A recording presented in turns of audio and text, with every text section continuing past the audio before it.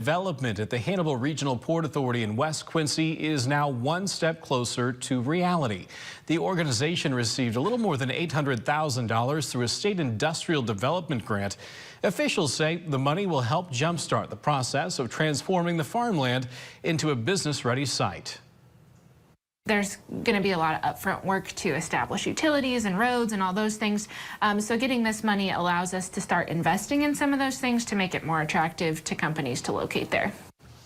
Port officials have started the process of buying construction materials and also negotiating utility contracts.